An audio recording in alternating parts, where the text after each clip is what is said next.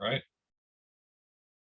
Hello, everyone. So we have a fantastic guest today. We are with Dr. Schuster, who has been a chiropractor for literally longer than I have been alive and specializing in upper cervical chiropractic also longer than I've been alive. Pretty famous, if I might say so myself, here in Colorado for the work that he does with Regenix patients and many patients that have upper cervical instability. I am a patient of Dr. Schuster, and I know that many of us who've had the PICL procedure from Regenix have also worked with Dr. Schuster. Maybe they're flying in and need an adjustment before or after the procedure, or maybe they're working with them, for an extended period of time. Dr. Schuster is an incredible resource for all of us who have upper cervical instability because he sees more patients probably than anyone in the world who's had the PICL procedure, and he's also unaffiliated with Regenix. So I think in a sense, he's not afraid, don't let me put words in your mouth, but he's not afraid to give us his thoughts and his opinion on what's working, what's not working, and what he sees with patients consistently. So I asked Dr. Schuster if he'd be willing to chat with us today about answering some questions that were posed by the PICL Facebook community. So for those of you who are not aware, there is a Facebook group. It's the Regenix PICL Upper Cervical Instability Facebook group, and it's 100% patient ran. I'm a patient. I'm also a member of the Facebook group, and we don't allow any doctors or anyone who is not a prospective or current patient interested in the procedure to join the group. So we asked a bunch of folks to submit their questions ahead of time, questions that they'd like to see answered by Dr. Schuster, and the community voted on them. And our intention today is to get through as many questions as possible. Now, that being said, I just wanted to give a quick disclaimer. Nothing in here should be considered medical advice. I might share some of my perspectives and opinions from my own experience. This is just strictly my own experience, and Dr. Schuster has a lot of experience with PICL patients and upper cervical instability, but of course, every patient's experience is going to be completely unique. But if you want to have a formal advisory opinion, you can schedule some time with Dr. Schuster, and he's awesome, and I'm sure he'll work with you on that. Just a quick background for who I am. I'm just a PICL patient. I was one of the first people in the world to have the procedure done. I've had it done on more times than I can count on one hand, but less than two, I think 7 times now. And it's really been life-changing for me. And part of my journey has actually been working with Dr. Schuster and entering into Atlas Orthogonal treatment. And AO treatment is very unique when it comes to upper cervical chiropractic care because it's a very, very gentle, you hardly feel anything. It's a very gentle adjustment that can have profound impact on certain patient populations. So with all that being said, you ready to go, Dr. Schuster? Anything you want to add before we get rolling? No, I'm ready to go. I'm willing to talk with anybody that needs any information or ask questions. So we can uh, we can give out my information toward the end if you'd like to do that. Yeah, absolutely. So we have a number of questions here, and we're going to almost like go through them, starting from the top with the questions that were voted on the most. We're going to try to keep it conversational, but these questions are pretty varied. So the first set of questions has to do with what are your thoughts on vectors changing throughout the PICL journey? Do you see vectors change? And if so, when do you typically see the vectors change? And for those who just aren't familiar, what is a vector? Because I Right. don't think everyone knows what that means. Right. That's what I was going to go through first. I think to explain the vectors, it's how specifically we move the atlas from point A to point B. Innately, the body knows and wants the atlas to be in a certain place. When it does shift out of place and we do our 3 x-rays for the upper cervical spine, we can look and see in the XYZ planes how the atlas is misaligned. And we put it through a pretty rigorous analysis. And the computer spits out a vector system. And one of them is the Z plane. It tells us how we are to set up the instrument for that. And then the Y plane for the anterior rotation. And the vectors are and can change. They're set by the computer, but we at all times look at where they're at and make our decision as to whether or not we need to create a better line of drive, if you will, that Dr. Sweat has taught us for years and years and years. And Dr. Sweat is the inventor of the Atlas Orthogonal program. And he has shown us what to do pre and post adjustment for what the Atlas is doing. The Atlas axis, occipital area, it is a very complex area. And we know that when the vectors are set that we can change them. So do they change over time? They can. Usually it's in the rotational component, the Y component, and the Z component doesn't change too much. But again, that's very specific to the person. And I see in people who have unstable necks, the ability for some people to hold directly, right away, if we get the Y vector perfect. But then again, and I'll probably say this a dozen times or more today, everybody is different. There are so many things that go on in that system and how you got to where you are looking for the Regenix program or looking for AO chiropractic. So everybody can have that change, and that change comes from just how well your body responds to what we do or what they do, or quite literally what you do in daily life. Yeah, I know for me, I had a bit of a skiing injury in December, and that changed my vector, unfortunately. So don't fall on your head. That can play a role here.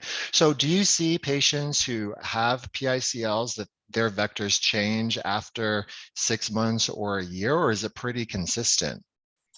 Well, they're pretty consistent. That the ones I think that change the most, and you just mentioned it, is anybody that does have some kind of traumatic event, and it doesn't really need to be like what you went through with your skiing thing. It's more, you can run into a wall and your head can get just jolted a little bit. It doesn't take much. But I think the ones that I see the most, and I had one today who was off on one side or the other, left side, and he did something. We re-x-rayed him. He went to the right, and we adjusted him. And then we checked the leg length, and that's very important, along with scanning palpation of the neck. And his leg length had changed, and he said, "Well, I feel like I'm back to where I was prior to the little trauma that he had." And we adjusted him back on the original side, and he left here as happy as could be. He said, "Yeah, that was it." So that's why the changes are really, they're made because of things that happen and what I see. But I always consult, and if they're consult the patient, but if there are questions, we may end up x-raying again, just to be positive of where we are with the misalignment. Got it. Great. So have you ever found that someone going into Atlas orthogonal treatment can get more unstable? Going into Atlas orthogonal? No. Could an AO treatment cause more instability in some way? No, and I think anybody that's had AO care understands you literally feel nothing when the adjustment is made. You might feel where we put the stylus behind your ear, a little tension there, just trying to get the proper line of drive. but I don't see how really that could happen to create any instability, for sure, because it's not like, and I don't really want to get too far into the manual adjusting, but it's not like when you do a manual adjustment and you hear that bone popping, where you're taking the neck through certain ranges of motion, but you're going through the grades of mobilization, like 1, 2, 3, 4, and then on the fifth grade is actual the cavitation, the noise that you hear, the release of the gas in there, and it makes that noise, but you're also stretching out muscles and ligaments and tendons at the same time. And some, I mean, thousands and thousands and thousands of those adjustments are made every day, but we don't do that. So I don't know. I can't see ever where an AO chiropractic adjustment could create instability. So for patients who have upper cervical instability, who would be a potentially good candidate for AO treatment, and what factors do you look at to consider if someone is right for care? So a lot of that depends on the patient. And I think the patient is always going to be more apt to look for something that's they haven't been accustomed to. So they might be accustomed to getting manually adjusted or getting adjusted with NUCA or Grostic or some kind of upper cervical care, and they haven't gotten where they want to be. So those people might happen upon AO because their symptoms are such that they just have to find, they have to continue to look to find what's next. And those are the people that I look for, are those people that have had a journey, so to speak, trying to get to where they want to be. And my relationship with Regenix, I think, has opened up a huge door, or several doors, where they have found Regenix. But when I started working with Regenix, they have started sending me their cases so we can get their Atlas put back into place before they actually have the stem cell or any PRP or anything like that. Because getting those injections to help stabilize the area is so much better when the Atlas is in place. So I would say, look, I get people off the street with headaches that have had headaches for 20, 30, 35 years. And in 1 or 2 adjustments, their headaches are literally gone. So it doesn't just have to be CCI, that area instability.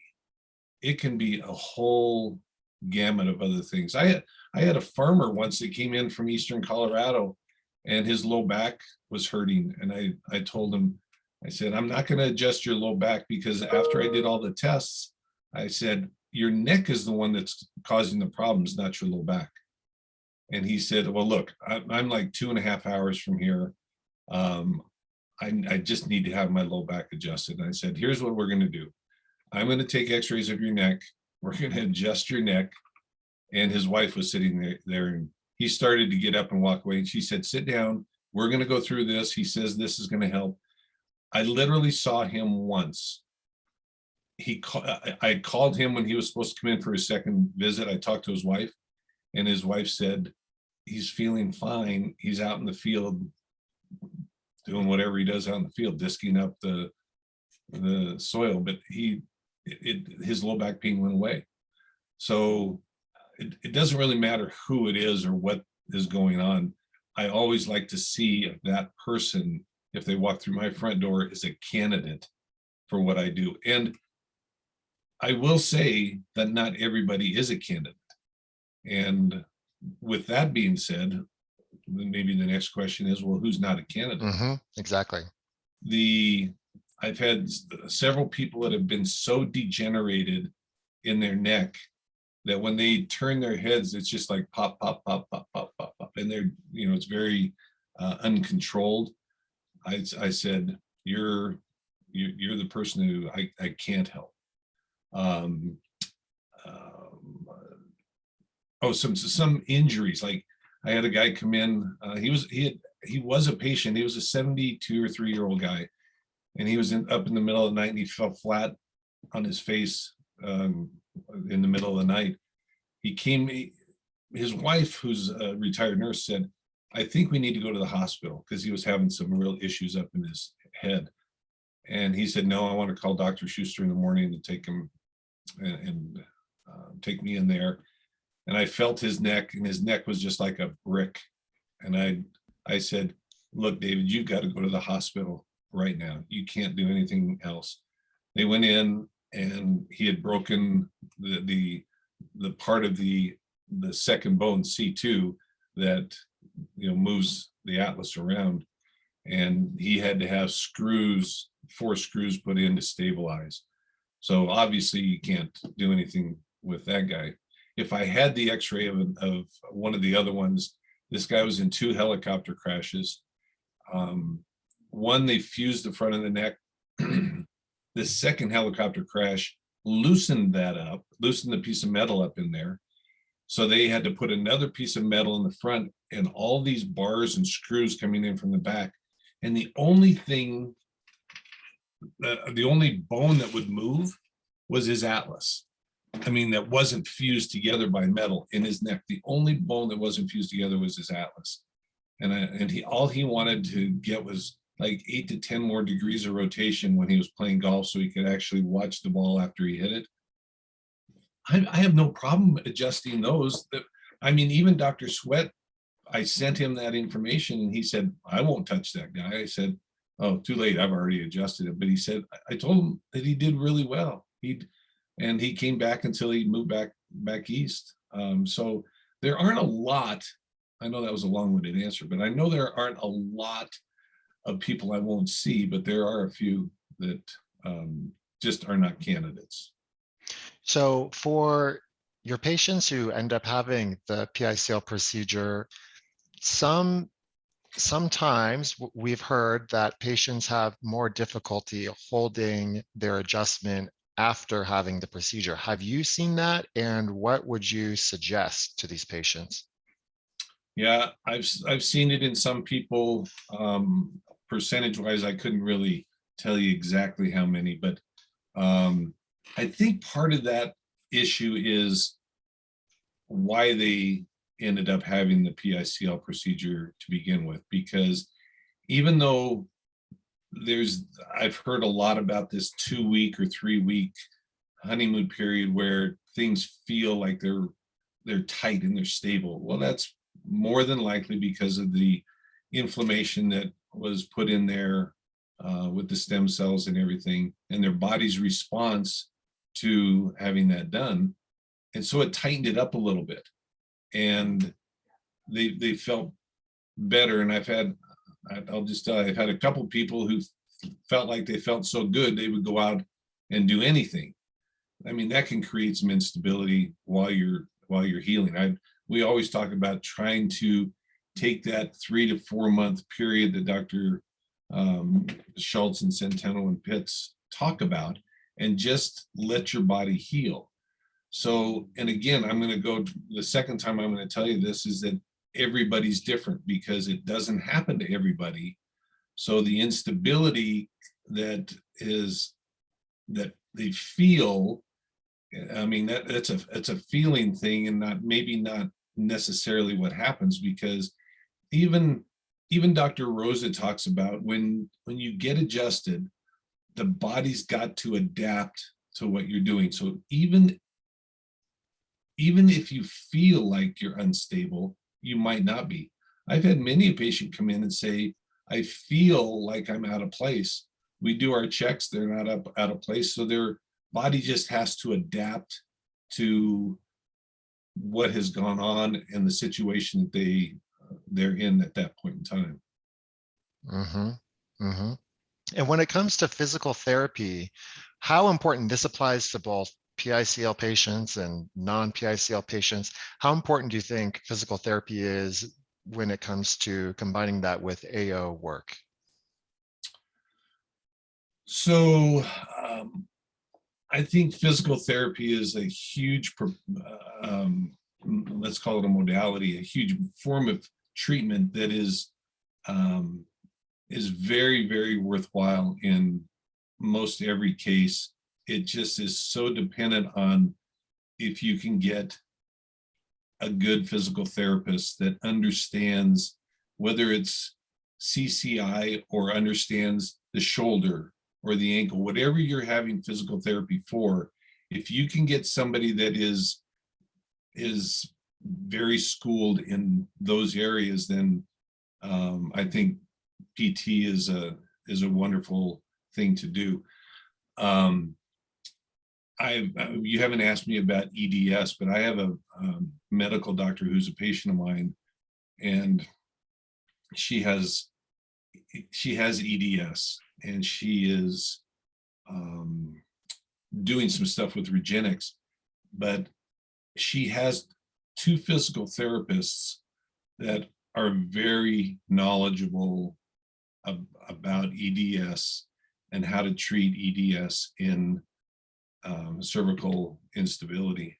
And if you can get a hold of somebody like that, somebody that gets it, because look, EDS is it's a tough disease. It's hard for even the doctors who know a lot about it to be sure about what they're talking about, because EDS can go with many different other things.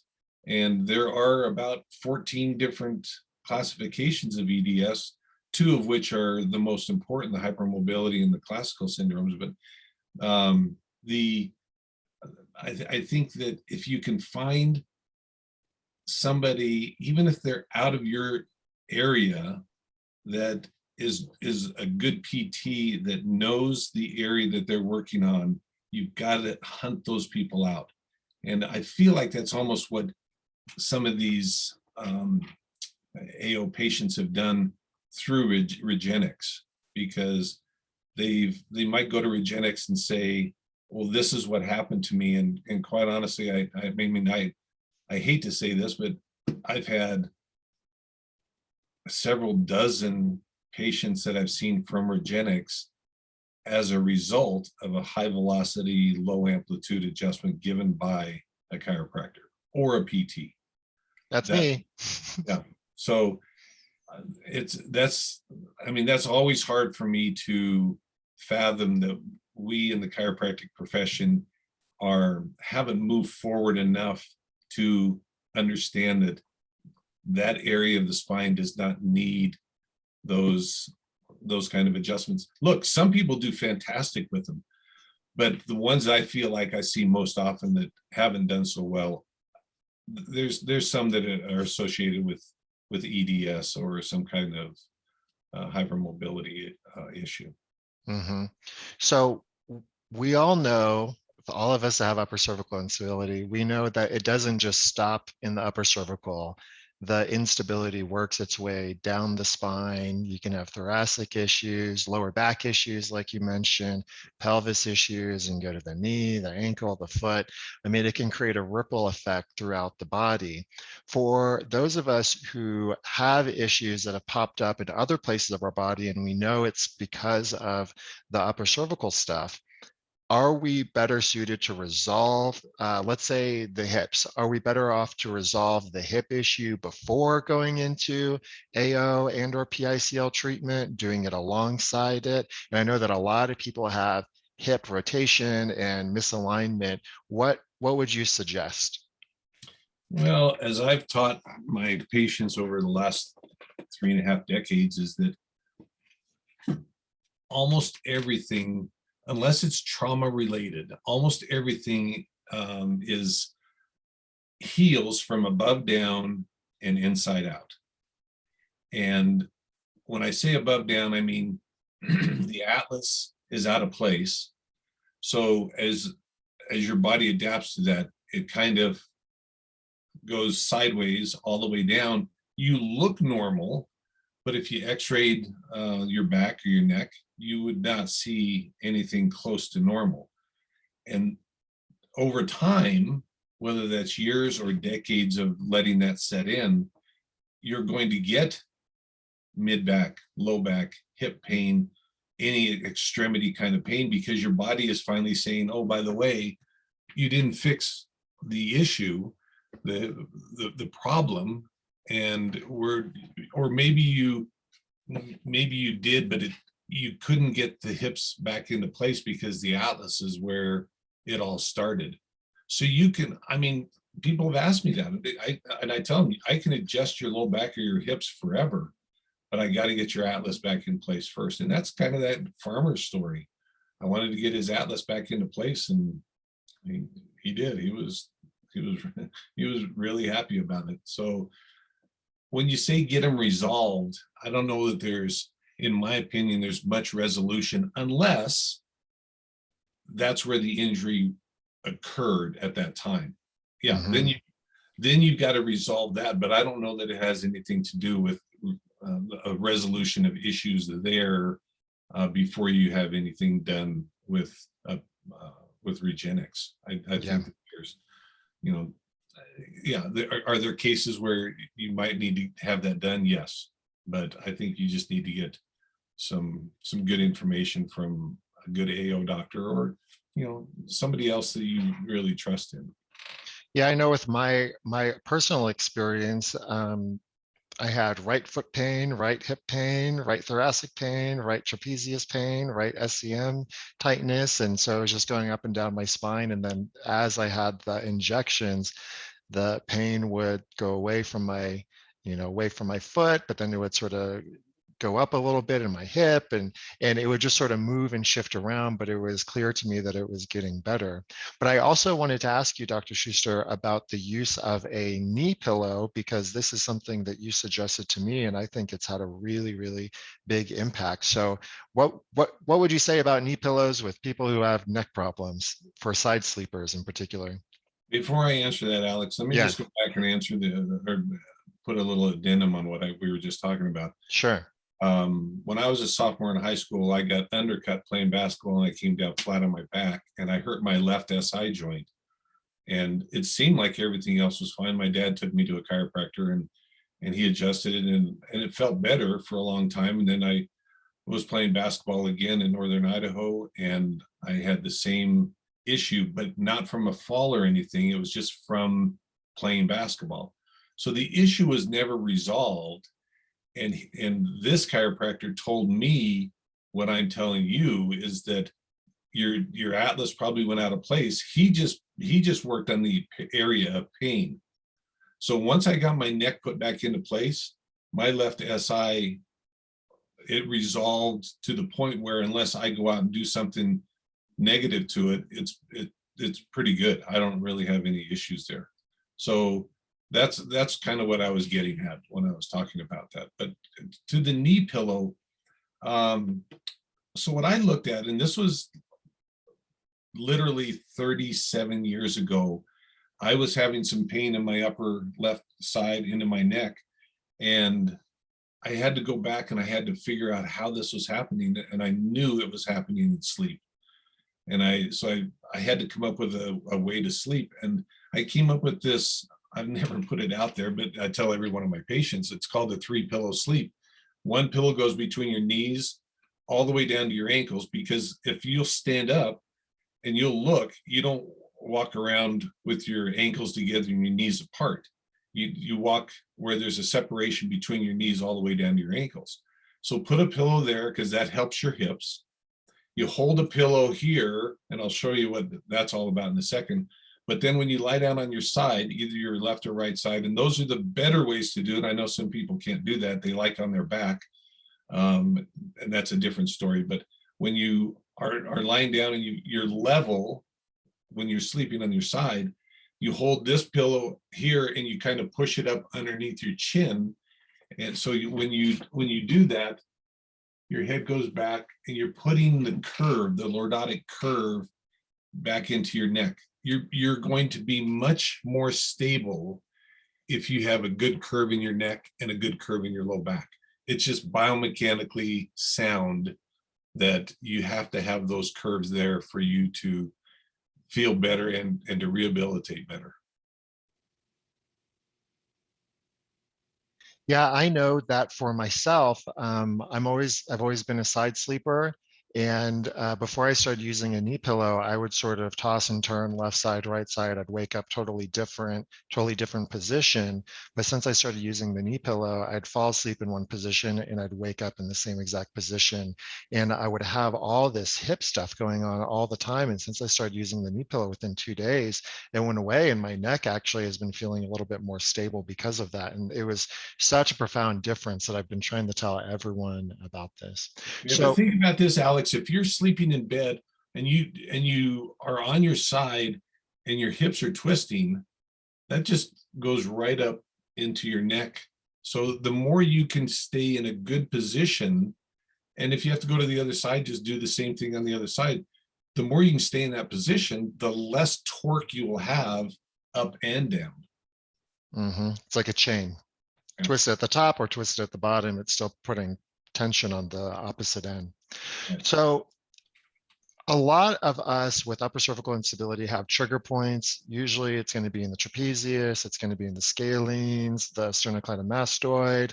I know for me, it's particularly on the right side of the SCM. And it used to be sort of unbearable. You know, you'd squeeze it on me and it would just be like intense pain and shooting up around my forehead. And as I've had more injections, it's really toned down. I've noticed that my neurological symptoms are directly related to the tension and the trigger points that are in my neck, and getting dry needling done in those areas will actually eliminate any sort of neurological symptoms. But this begs the question, right? It's sort of like chicken and the egg. Are the trigger points good because they're creating stability for the neck? Are they bad? Are they kind of both and neither at the same time? And if we have trigger points because of upper cervical instability, are we better off leaving them? Or are we better off trying to get rid of them, or just trying to play a happy balance where it just sort of works for us? Well, I mean, it's a great question because a lot of people do have that. And I think it depends on what it's doing negatively or even positively for the person. Because if you feel that, if you feel that tightness and, you can press on it and it feels like a trigger point, and it affects you in a negative way especially that if it causes pain, or if you look in a mirror and your head's like this because it's pulling off to the side, then you have to do something like, whether it's acupuncture or dry needling. Well, by the way, dry needling is wonderful for that. Or maybe getting your neck checked again to make sure that it's back on and where it belongs. That I think that's probably the biggest thing, is if it's affecting you negatively. If it's some people have it in that they feel those trigger points, but it's not negative. It's not causing any pain. Let's put it that way. So it's not really a positive situation, but it's not causing you any pain. That in and of itself is probably more related to your body, just processing, just in a state of flux, trying to figure out where it needs to be. And if it does turn into a painful situation, then you have to look. One of the best things I think you can do if there's pain is, if you're away from that 3 to 4 month post procedure time frame, is use ice. Just utilize ice. Stay away from heat. Heat has a soothing effect. Ice has a curative effect. Is much better for especially muscle spasm, because it does three things. It decreases inflammation, it decreases pain, and it decreases the other thing, the third thing. Whatever that is. Yeah, I'll Pain, just, inflammation, and muscle spasm. there you go. Yeah. Yeah. I'll say from my own experience, one of the things that has helped the most for me is getting in a pool. So if I have trigger points in my neck and I'm super flared up, just getting in a pool, that weightlessness and that buoyancy, it will naturally over 30, 45 minutes cause the muscle tension to go down. And that can be a really easy way, I think, to get some relief. That's, So, yeah, that's a wonderful thing. Most people don't have a pool, access to a pool, but when you take your body out of the gravitational state and allow it to kind of normalize on its own, that's exactly what you want to do. well, we don't have Elon Musk or Jeff Bezos to take us to space, but we have pools, so I'll have to work for now.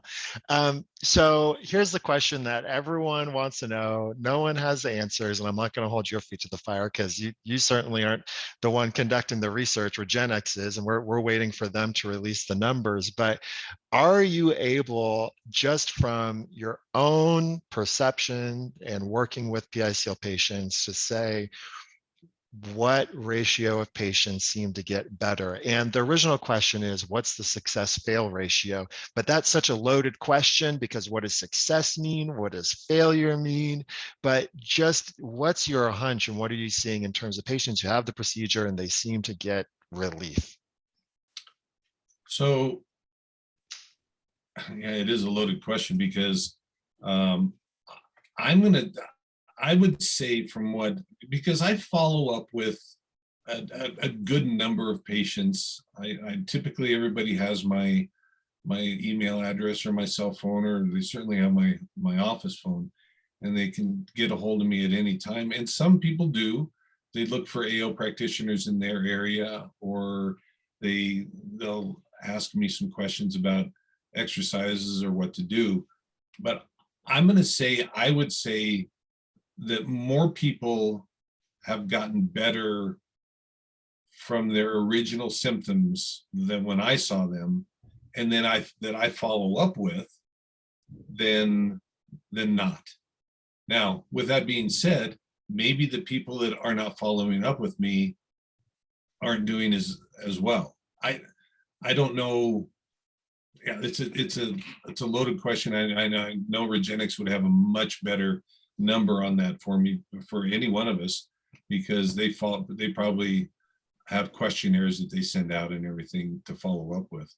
But I would say that I've had some people that have had really good successes, and they range from people here in Colorado to all over the United States and even into Europe. Yeah, so one of the things that I try to press on every patient that I speak with is that this is not a magic bullet. It's not a one and done thing. And you should expect to have multiple rounds of injections. Do you typically see that it is a magic bullet or that it's incremental over time? I mean, what's your take on that? Yeah, I don't see it as a magic bullet. I mean, I think that people need to commit. Look, it's great if they do get a magic bullet, but if they don't, they need to make sure that before they go in for that first one, they've created a mindset that this might take 2 or 3 or 4, whatever it takes, because everybody's going to be different, from the number of stem cells that are pulled out of your body and centrifuge by Regenix, to how well your body accepts and utilizes those stem cells in the areas where they're injected. Because again, not everybody has that same response. Mhm. So let's say someone's going to have the procedure done. I know you mentioned that making sure your head's on straight, getting an adjustment beforehand, probably a good idea. How long should someone wait until they get their next adjustment? Would you say they can do it right after, the next day, next week? Should they wait a month or two? What do you think the follow-up should be with AO? Right. I think that they should be checked like right away. And the only way that they should ever be adjusted, whether it's a week, a month, 2 months, 3 months down the line, is if they need it, if they're out of place. And the scanning palpation that we do and the leg check, those are our two big criteria as to when you need to be adjusted. Now, I know people throw in their symptoms, And I'll just, this is the caveat on symptoms. We as chiropractors in AO especially, we don't treat symptoms. We treat what's causing those symptoms. And understanding that in a procedure like a PICL, that some of the pain that you're going to feel through the first couple months probably could be associated with that PICL. Certainly the first few days or weeks are a big time frame, but even after a month or so, you still might have some of that feeling that we're not going to adjust you because you feel that, even though it might be similar in symptomatology to what your neck feels like if it's out. That's why we do the scanning palpation. That's why we do the leg length, to confirm what we're going to do. So, I mean, that's my biggest issue, is find it, fix it, leave it alone. Mm-hmm. Yep. Yeah, I know for me, every time I would have the injection done, I would have a flare up that would last multiple months, and it was pretty brutal. And I think that Regenexx, their perspective is, oh, you might have a honeymoon and then a flare up for a week or two. But I know a lot of us, we have flare ups that can last for several months. So I try to tell people, be aware of that. And who knows if AO can actually help with that, or if it's just a long-standing inflammation that's aggravating the nerves. Well, yes, that's true. It is definitely, there's more inflammation in there than there was, and it's going to stick around for a while, but that's a healing type of inflammation. But also, I think another huge component of this is don't be a hero. As I tell my patients, heroes are only sandwiches. Always, the reason for that is because that's a Greek sandwich, right? Yeah, you're Anyway, because if you feel better and you go out and you do something you probably shouldn't do, and you tweak it, even if it's just a little, then you've regressed some, maybe whether it's a week or 2 or 3 weeks of regression. You've just done something you probably shouldn't have done. So give this procedure a good time frame to heal. Don't don't push it. Yeah, don't push it at all. I always pushed it. My first 3, I pushed it. I'd be like, I'm feeling good. I'm gonna go do some stuff. And then nope. And then I pushed it way too hard in December, and I was like, let's go skiing, and then land on my head. So yeah, my fault. So what is cranial adjusting? Do you do it? What's your opinion on it? Do you think that it can help with the stability of the occiput after the PICL procedure? I don't do it. I don't know much about it. I've never done it. That wasn't a class that we had to take in school, and I knew where my focus was going to be anyway, on the Atlas, and so I didn't learn that. But to me, if the Atlas is here and the occiput, which it sits on top of the Atlas, is part of the skull, I hear a lot about these occipital adjusting procedures, and I'm thinking, if this is out up here, it's got to have a relationship with the Atlas. If you get the Atlas where it belongs, then it should help the occiput fall back where it needs to be. And so I don't know the genesis of cranial adjusting. I'm sure those bones, when you're growing up and trying to get them slotted in the right place, can get out of place. And I'm not saying that there's anything bad about it, but I also tell people that sometimes because I've seen the occiput being adjusted, and it's a pretty forceful adjustment, and that can really affect the Atlas. And then you have to have your Atlas put in place. So, just understand what you're doing and about to do if you're going to get your occiput adjusted.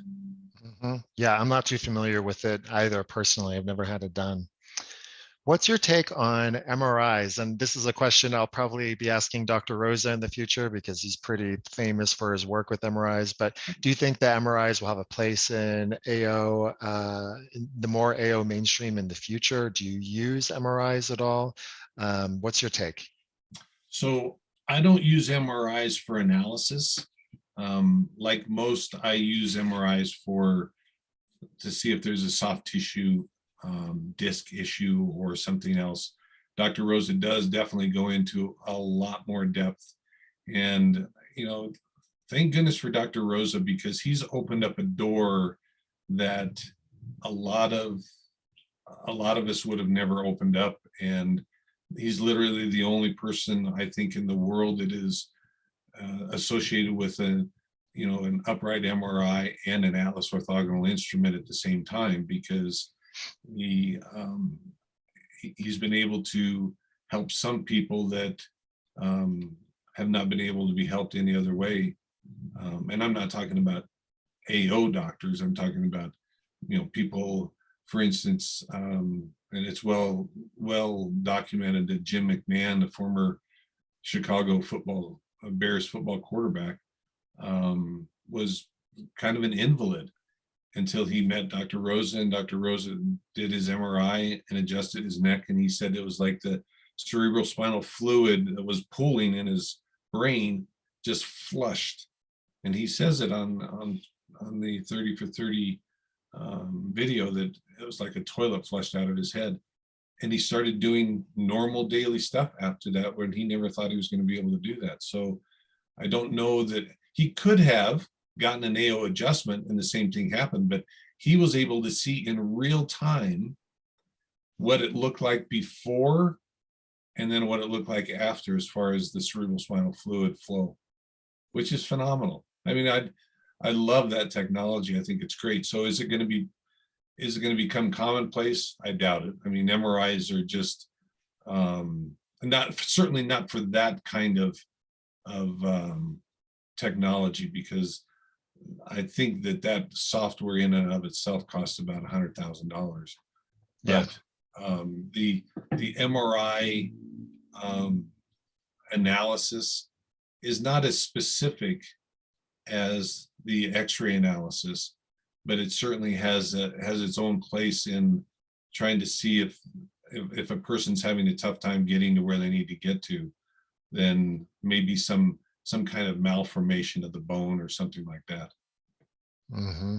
Yeah, MRIs can be super expensive, and I think Rosa has his own protocol, and it's not widely available or known. But who knows? Maybe in 100 years, MRIs will be $10, and you get it at your local Walmart. We can only hope. Yeah, I'm not going to be around in 100 years, but I don't think that's going to happen. Well, I mean, never say never. Actually, Technology you is know what, progressing, right? Alex? I think maybe what's going to happen before that is you're going to have your own at home. Really? You're going to be able to do your own MRI at home. They'll be that inexpensive. Great. Then I can freak out about all the problems I don't know that I have, right? I know that's what a lot of us do. I think my head's going to fall off. Right, exactly. So what are your thoughts on TMJ issues and C1, C2 misalignment? So this patient said my jaw twists when I'm out, and when I have my Atlas adjustment, the twisting stops immediately. TMJ adjustments have always made the situation worse. Is it C1 or C2 that has the most profound impact on the jaw?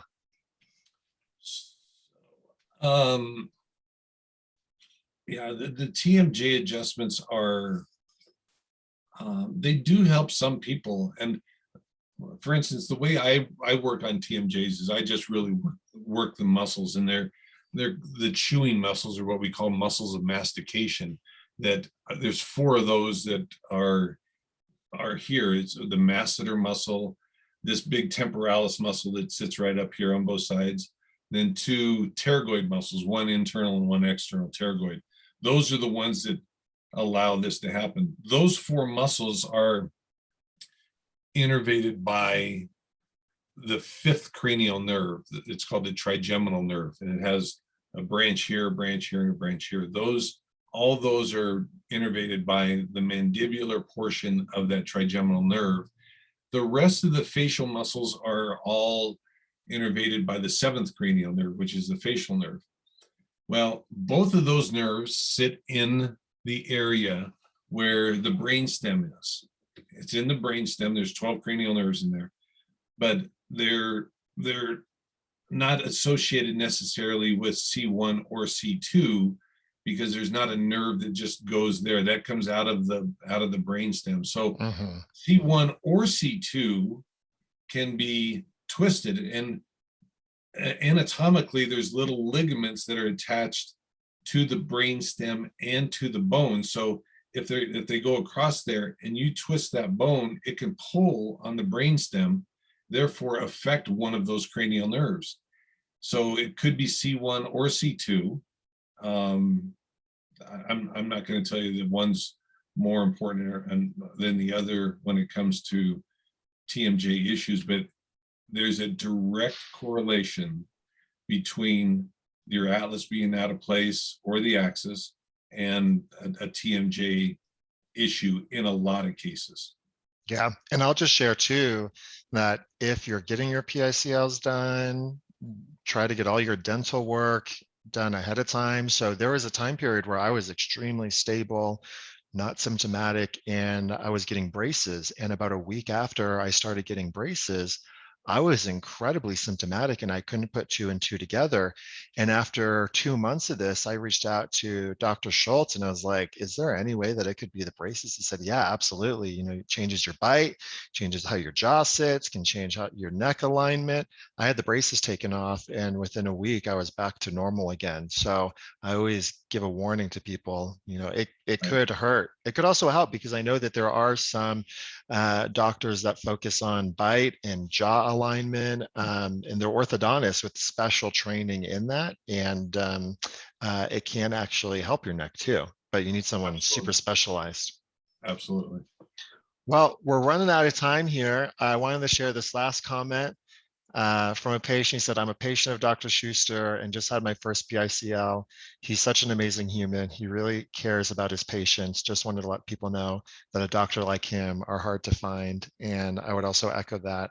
It's been great working with you. That's nice. Very nice. Yeah. Yeah. But with that, for those who are listening who might be flying into Colorado for the PICL or they live in Colorado and they want to work with you, what's the best way to reach out?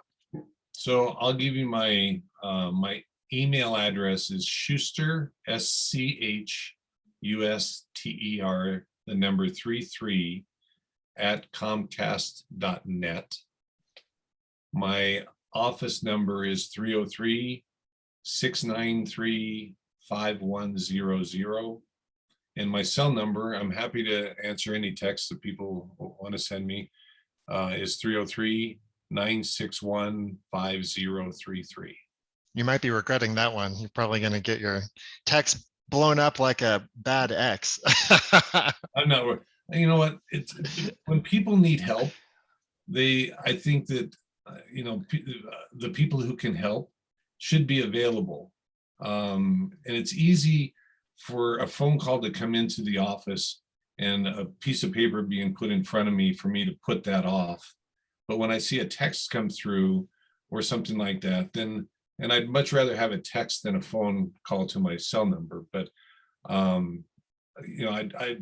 think that, there should be an answer for those people. And then I truly believe in this world that people are good. And if they don't, if they don't need help, then they don't take up other people's time just by texting and asking some random question about something else. So I'm happy to kind of figure out what those are and chat with people. So if someone is flying in and they're going to have the procedure done, in a month or two, how much lead time does your office typically need? A week, a month, 6 months? No, I don't need 6 months. I would say the best is probably about a month. Cool. Yeah. Cool. Well, thank you so much, Dr. Schuster. Really appreciate all the insights you're able to share. And I know that the community is going to find this super valuable. So thank you. Alex, I just wanted to thank you for doing this because this hopefully will give a little bit more information out there. And if there is at sometime in the future, you want to do this again with some different questions, I'm more than happy to do it. Sounds great. Thank All you. right. All right. See you later.